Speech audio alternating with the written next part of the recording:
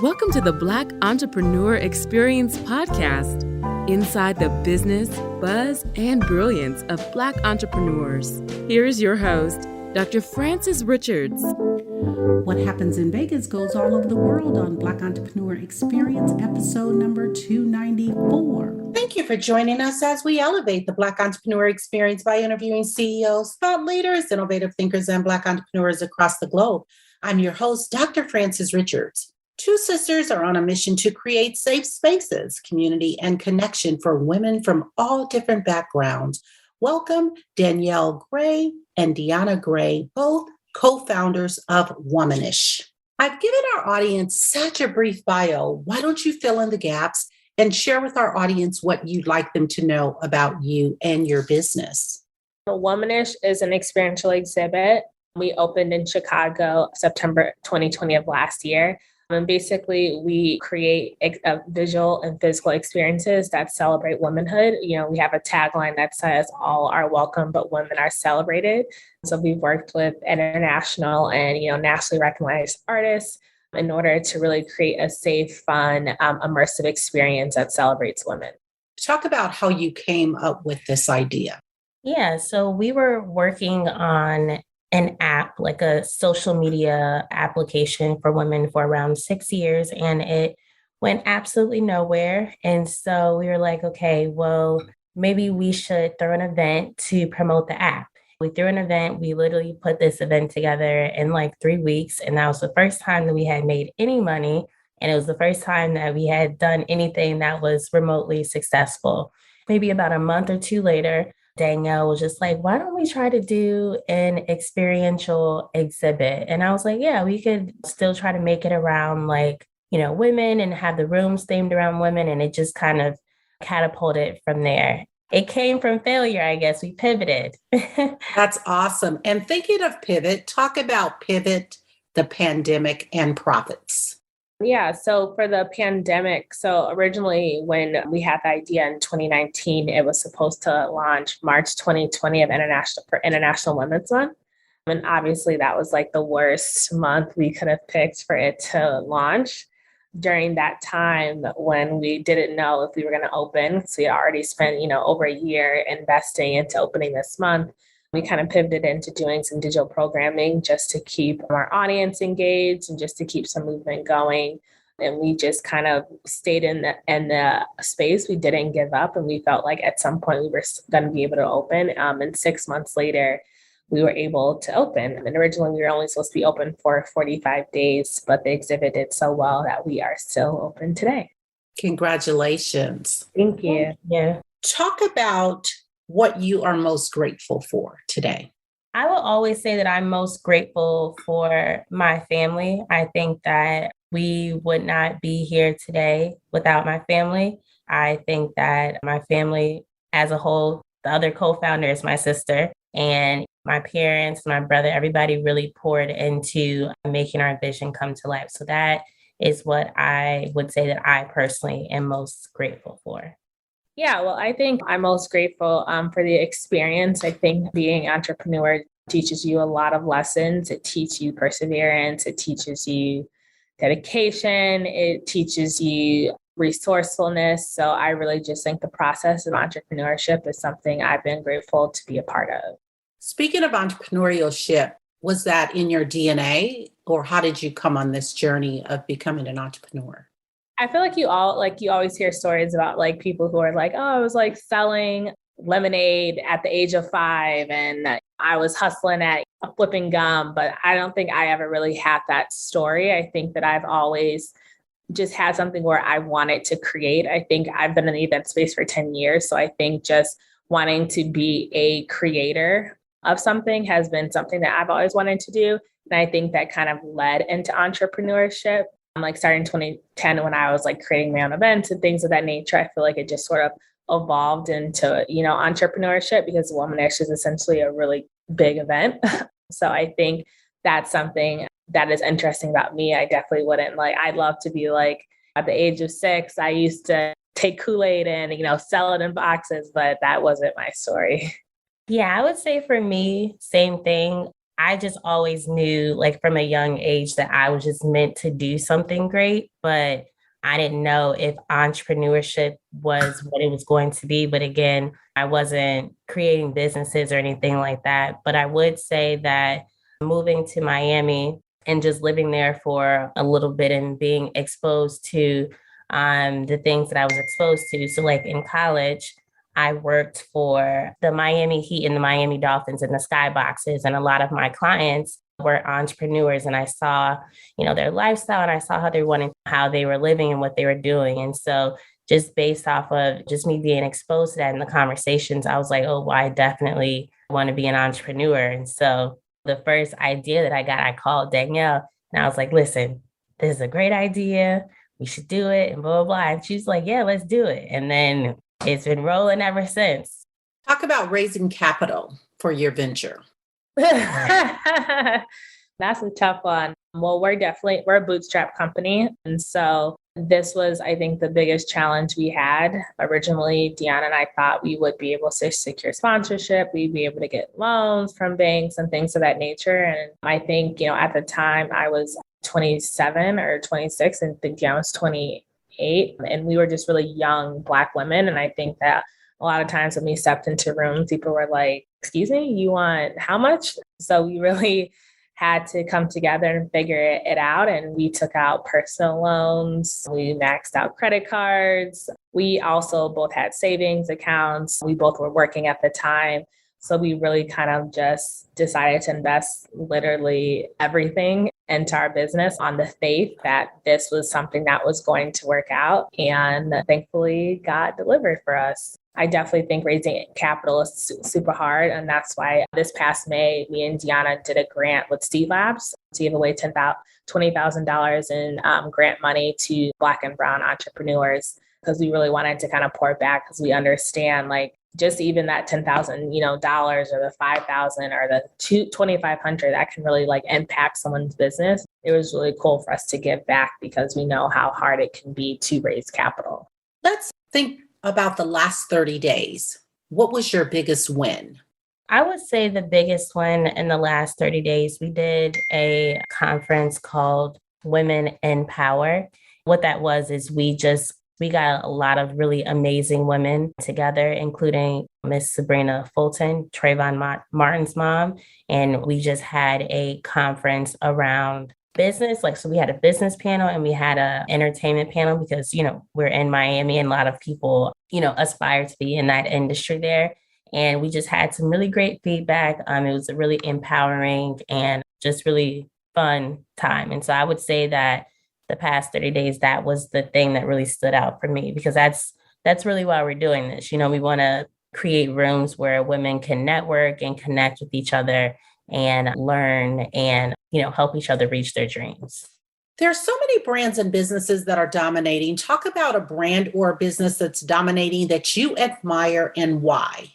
For me, it would have to be, I really love Blavity. I'm a big fan of Morgan DeBon. I've been following her since 6-7 years, when she kind of initially started Blavity, and to see what she's evolved to Afrotech, to music festivals, to conferences, to 2190, her own skincare line. Especially she's a young Black woman. Kind of her Work Smart program, I think she's just something that's really to be admired, of building a team and really executing on different visions, because, she just started as a media platform, but she's evolved into so much more. And just as the face of Blavity as a young Black CEO, I think that's been something really inspiring. And I'm always following her journey. So definitely a big fan of her.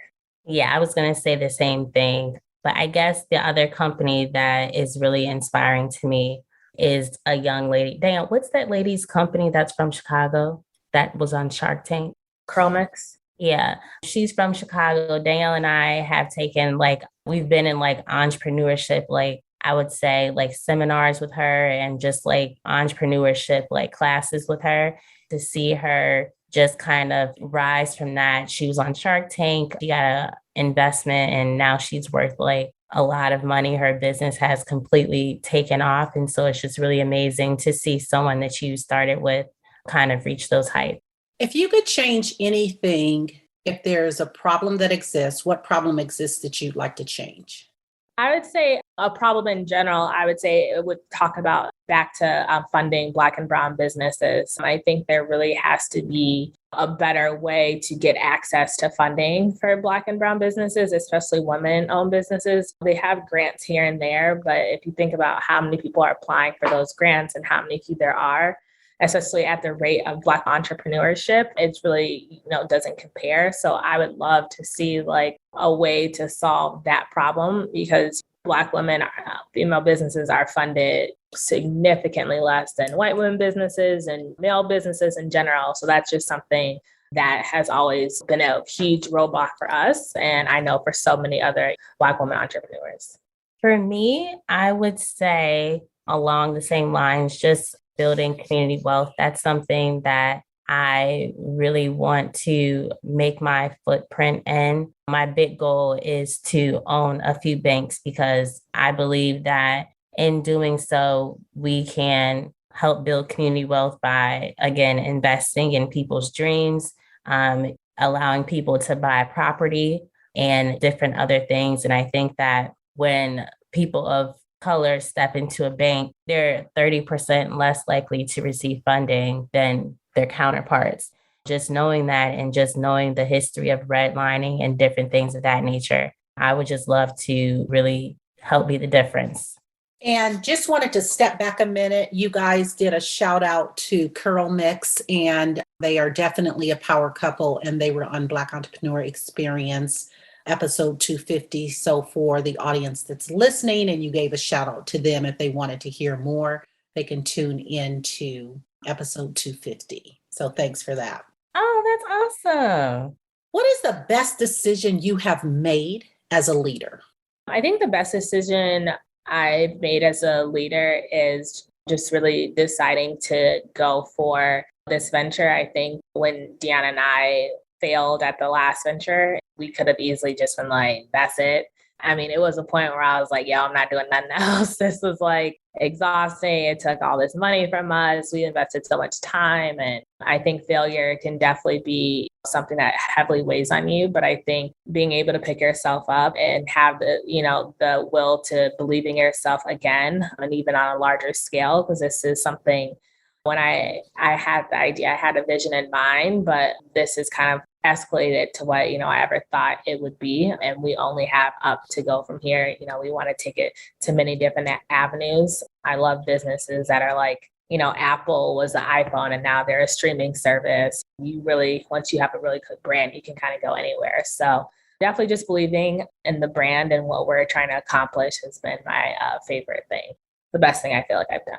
Just for that, though, you didn't fail, sister. We pivoted. So it was not for nothing. You didn't fail. But I would say the best thing for me is that we were able to provide so many jobs through the pandemic, especially for the people in the hospitality industry. A lot of those people were out of work. And so we were able to not only provide jobs for people in our community, but we were able to provide a safe location where people could come. The building in Chicago is 5 stories, and we only had like 50 people in there max. Everything was very spaced out, people, and we had like deep cleaning and people going throughout the space like consistently every session, making sure that everything was clean. Everyone had to wear masks. So just providing like a outlet, I would say, like during a time that was very stressful to a lot of people, was one of the things that I am pretty proud of. And I like to say that our setbacks is a setup for our success. Absolutely. Absolutely. Is there a social cause tied to Womanish? We're working actually on a nonprofit. We have a couple things we're passionate about, but something we even recently that we did at our Miami location is doing like a STEM day for our young girls, where young girls came and learned about like science and technology. They got to meet with Black mentors. And so really a social cause we're really passionate about is just like investing back into the community, whether it be through grants, whether it be through events, whether it be through mentorship. That's something that's near and dear to our hearts. I would say that Womanish in general is a social cause. I think the mission And the reason that Danyelle and I wanted to create this was to bring women together and to inspire them to reach their dreams. All of the executive level teams that we've worked with, from like staffing to the creative team, have all been women. And so just being able to show people that, like, hey, when women come together, we can do something really amazing, I think is really important. And just also like the programming that we've been doing now that we're able to be open, I think has been really great as well. And so Womanish is an exhibit, but it's also a movement aimed at inspiring, empowering, and bringing women together. What is the best advice you were ever given? I think the best advice I was ever given is definitely not taking no for an answer. I think that there have been many no's that we faced in the beginning, especially when building a lot of, and also to just kind of countering off that, just like really believing in yourself. Because a lot of people, when we told that idea, they were like, okay, like, all right. And we really kind of had to like go past the nose and really have the belief in ourselves that like we said we're going to do it. So we're absolutely going to execute on it. And I think as an entrepreneur, you really, really have to believe in what you're doing, because a lot of people, like they say, like God doesn't give everyone the vision, he gives you the vision. And so not everyone's going to understand what you're doing. Or a lot of people will say, I don't think so, or maybe try to do this. But if you have a vision, God given, you really have to push for it, and no one's going to go harder or believe in yourself more than you will. So I would say the best advice that I have ever received has always come most of the time from a pastor. But the one that like sticks in my head right now is there's a series called Anchored by Pastor Michael Todd. And he talks about Peter walking on water and being out in the deep. And when you're an entrepreneur, you're in deep waters, right? Sometimes things work, sometimes things don't. There's highs and lows. But if God called you to walk on water and he told you to come to me, he's not going to let you drown. I think that having that mentality as you go through the entrepreneur process, just knowing that if this was something that you were called to do, then regardless of what it looks like, regardless of the storms that come, you will be able to make it to the other side, because there are things that are greater than you working to, advocate on your behalf.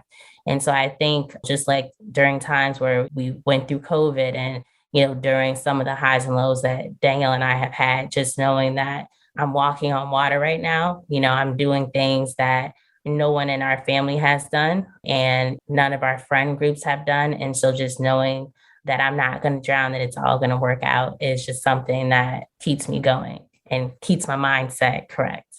I want you to have a monologue, and I want you to name the person, living or not. This person has inspired you so much. Name the person, and what are you saying to that person? This would definitely have to be to my mom. I feel like my sister's going to have the same one. Our mom has been invaluable on both our parents, honestly, to belief in us. They have always instilled in us that we are capable of anything. They have poured into us both mentally, emotionally, and financially into this business. When everyone else said no and we didn't know where to turn, our parents were the ones that said yes. They were the ones who said, we believe in you, we trust you. And although we don't understand the vision because our parents are in IT, events and experiential is something way out of the realm, but their belief in us has always remained solid. And my mom also too, she helped us grow up in the church. And so instilling faith and always praying over us and praying for us has been something that has just been the most inspiring thing and has impacted my life. And I'm sure my sister's life the most. Yeah, I should have went first. Yeah, it's definitely my parents. I mean, again, just going back to my first statement of saying what I am the most grateful for, it is my family. We were so blessed to be blessed with two amazing parents who have really gone out of their way and worked tireless hours and invested in us and took chances on us and took risks on us. And I I don't take that for granted. And so, as Danyelle said, my mom, she has just poured into us from since we were like children, just of the different struggles and battles that we've gone through. And my dad has always been the strength of the family, just making sure that like mentally, like we're always very mentally strong. I think that, and even my dad, he's not an entrepreneur, but he would have Shark Tank on all the time. And we would all just sit down and like watch people go in and accomplish their dreams. Just being around parents who just inspire you has just been really invaluable. And it's the reason why, like Danyelle said, we are here today. Talk about mental health and entrepreneurship. I think mental health is definitely important. When we were first building Womanish, I definitely had to get to therapy for like anxiety and stress, because entrepreneurship, it can be a lonely journey because a lot of people don't understand what you're going through. And I think that's something that I also need to work on, is being a part of cohorts or around like masterminds of people going through and building businesses, because in the beginning, not kind of knowing who to talk to about the issues and stuff like that. So I think therapy is something that's really important, because you think probably we exercise our body, but we also have to exercise our minds as well. That's something that's really important. I think that everybody, not just entrepreneurships, could benefit from therapy. But I think you really just have to stay. Also, too, things that I say is making sure you find things every day that bring you joy. I think that sometimes when you get like so lost in like working and things like that, you only want to worker focus, but you really have to have like those daily pieces of joy and happiness to kind of like make sure that you're balanced out. So definitely keeping a good work-life balance is also really important for mental health. Just to piggyback off of what Danyelle said, I think that entrepreneurship, people who decide to step into entrepreneurship are part of the crazy crew, right? But you're required to really see things that are not yet there, which is really what faith is, but on a grander scale, because you're putting your livelihood at risk. I think that making sure, like Danyelle said, like therapy, like my therapy is just, it's church, is listening to inspirational things that will remind me every day to keep my focus on my goal, and what I see in front of me is not what's in front of me. And as Danyelle said, the other thing that I think has been invaluable after your company is up and running is making sure that you realize that, like, yes, you are like the CEO or an executive of a business, but you also are your own person. Just making sure that you know the things that bring you joy, and that you are making sure that you make time for yourself as well. Talk about legacy. When it's all said and done, how do you want to be remembered? I definitely want to be remembered as someone who kind of like walked by faith and not by sight. And I think that one of the reasons we're on this journey is to inspire other people, to let them know what they're capable of. There is another series by Michael Todd called Crazy Faith. And I think that's what like actually got me through building Womanish. It's like a 17-part series. I finished in like 2-3 weeks. I was listening like 2 sermons a day and like crazy faith, crazy faith, crazy faith. But really too, like talking. And then after, me and Dionna were in the space for like the first 2 months, almost every day, and really like talking to women and Black women, especially, just talking about, wow, like you guys built this, like I can't believe it. And us just telling our story about believing in God and just, stepping out on faith. I think us being the faces of a company is also impactful, because I'm under 30, Deonna's only 32. So just seeing young women being able to like achieve something like this is really important. And we're very like approachable. We want to tell our story. We want to inspire other women to walk out on faith. So I think just really letting people know that, like, we were able to do something because we stepped out on faith, and it's something really important to us, and also creating generational wealth for our family. The word is listening. What is that resounding sound or message that your generation is saying that we should be listening to? I would say listening to people and their experiences is the thing that I think this generation is really pushing, as far as equality for everyone, making sure that everyone is treated equally And if it's not, you're going to hear about it on social media. Your people are getting fired now. And so I think that this generation is really about listening. Even there's the Me Too movement, just about, I know there's a lot of different aspects of that, but I think at its core, it's just about women finally speaking up about certain things that have happened to them, and especially in places where they would not have felt comfortable. And as far as racially, people are getting exposed now and held accountable in ways that we have not seen. And so I think that this generation really wants to put on Front Street what is happening, and they want to make sure that everybody's experience in this world as equal as possible. Talk about business continuity. What is your highest risk as a business owner? I definitely think the highest risk of a business owner is financial, because most businesses do have to start off with their own investment, and you have to hope and pray that you'll get your ROI. So I think being financially stable is something that is important to go into. When we and Dionna did it, we kind of like put everything online, but luckily, like, we were living at home, we didn't have rent to pay, didn't have a car, didn't have a high car note or anything like that. So we were able to kind of like manage some of the expenses we had, but it's definitely going to be a financial risk, and is something that stops also to a lot of entrepreneurs. But even though I say it's a financial risk, if you really work hard, the ROI will definitely be worth it in most cases. Yeah, I would say that your livelihood is going to be the biggest risk, because you're really taking a chance and stepping out financially on your own. And not only that, but not only your financial stability, but also the people who work for you. And so I think that that's why making sure that you're mentally in the right place, because you're not only accountable for you, you're accountable for the employees who work for you as well. What inspires you to keep going?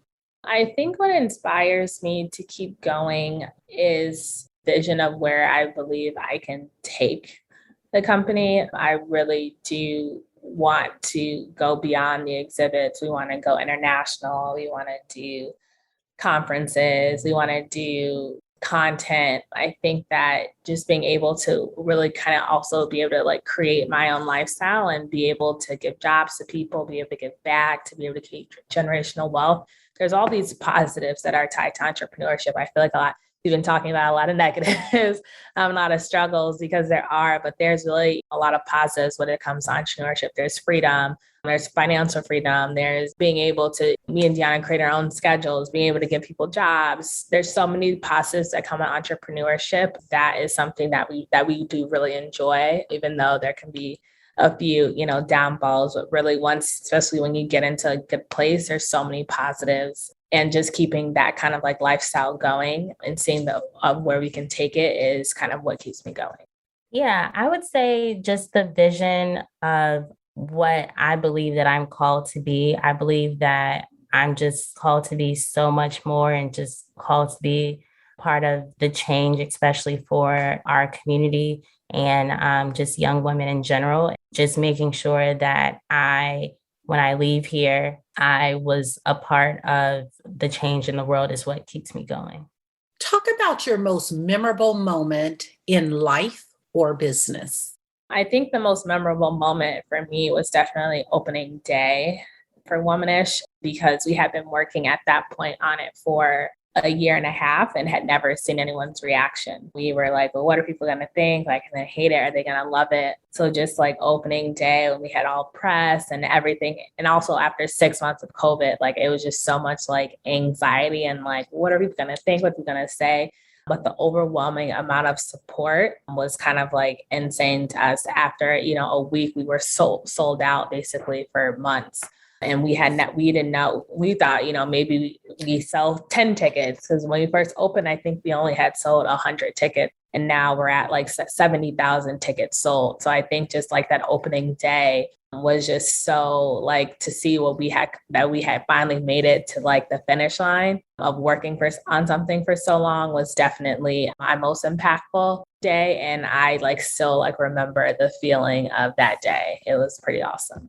I would say my most memorable day was just this past month being on the panel with Trayvon Martin's mom and some of the other ladies that were on the panel.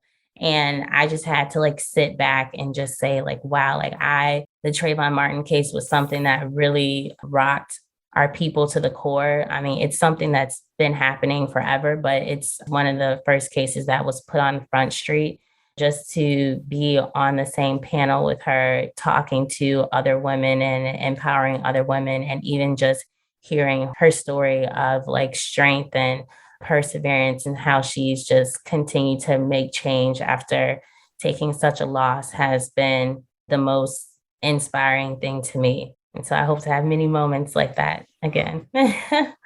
Talk to a younger you. What advice would you give to a younger you?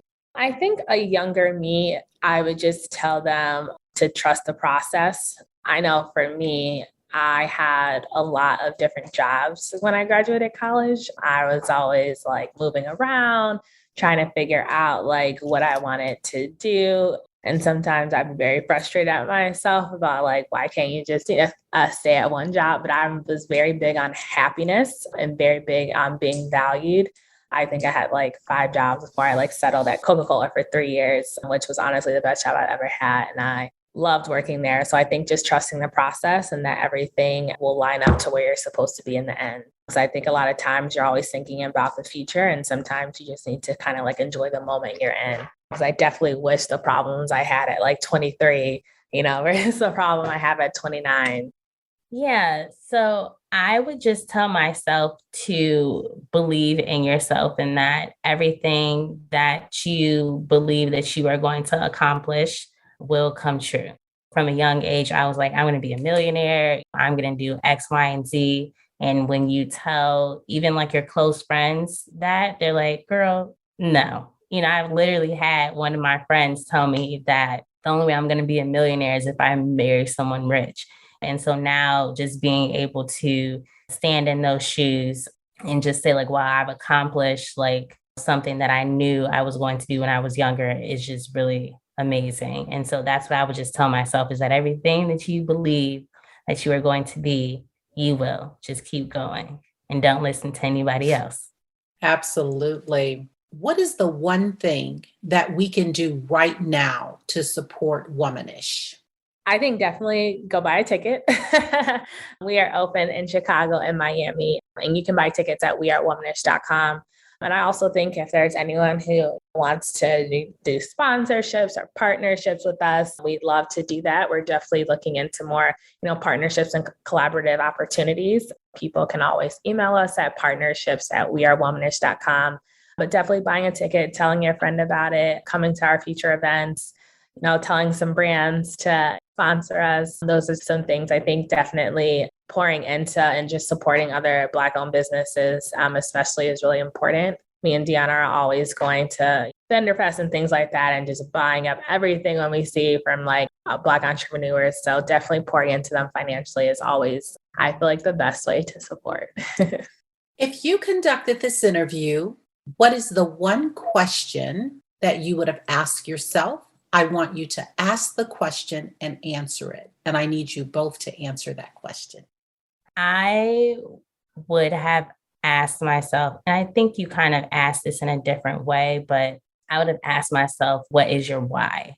If you read a lot of self-help books and entrepreneurship books, they always tell you to find your why, because your why is what's going to keep you going when you feel like you want to quit and when you feel like you can't move forward. My why is being able to create generational wealth and retire my mom and take care of my parents. They sacrificed so much for us. I feel like I would be doing them a disservice if I ever quit before I was really able to reach my potential. I think the question that I would ask myself is just, where do I see myself in 5 years? And I think vision is always important for entrepreneurs. And, Faith talks about that a lot as well. You can't go anywhere without any vision. So I definitely say in 5 years, I would see myself having a couple different locations, especially internationally. I really think it'd be really cool to do something and live abroad.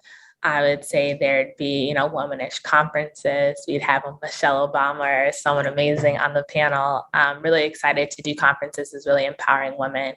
And really just kind of being, Dionna has been telling me we need to be the voice of women. We need to be the voice of women. So really creating like a content platform. Another platform I really love is Create Cultivate. They're really like a voice for like women trying to build their own destiny. So really creating a voice like that for women in the community by, conferences, podcasts, content. I really kind of want Womanish to be everywhere in the next 5 years. I want it to be a household name.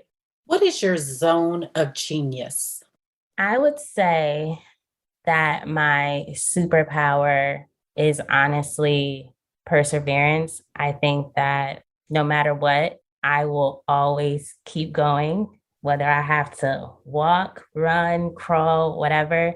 I'm never going to give up. And so I think that is my superpower. I used to ask God all the time, like, well, what are my gifts? And I know that is a gift. And I think that I really took that for granted because I didn't realize how many people have like quit on their dreams. And that's just something that I personally would never do. And so I think that's my superpower.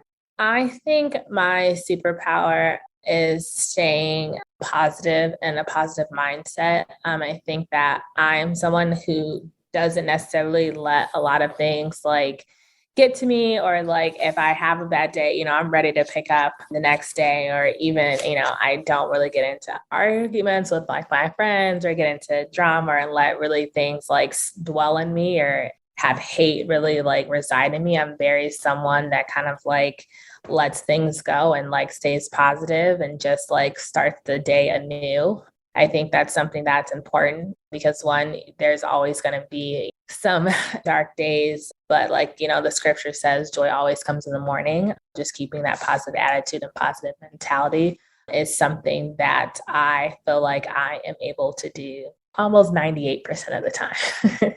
We've come to the part of our interview. It's called Fun Facts Lightning Round. I'm going to ask you a series of questions, and I want you to give me very quick answers. If there's something you desire not to answer, feel free to say pass. Are you ready for the Fun Facts Lightning Round? Woo!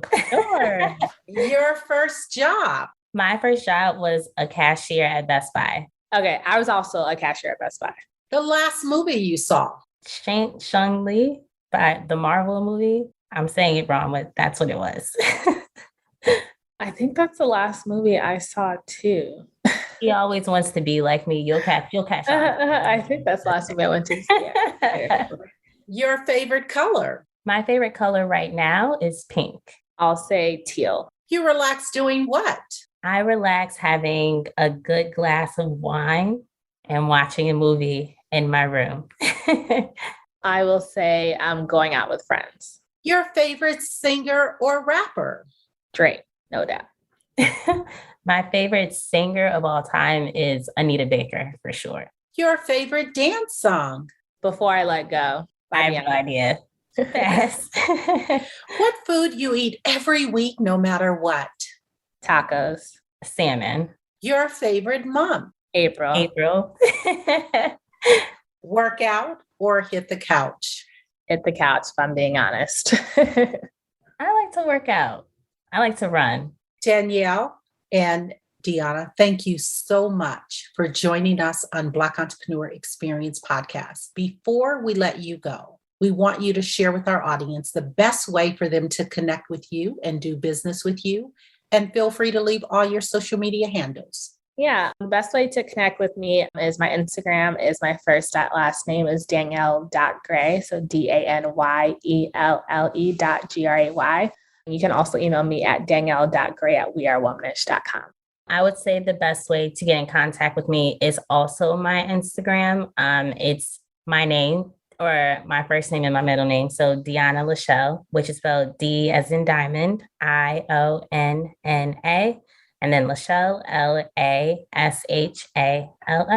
Thank you. That's a wrap. Thank you for listening and subscribing to Black Entrepreneur Experience. We would love for you to leave a review and rating on iTunes and share with your friends. For show notes and more episodes, go to www.beepodcast.com. Join us next Wednesday, and remember, green is the new black. So keep your bank accounts and your business in the black.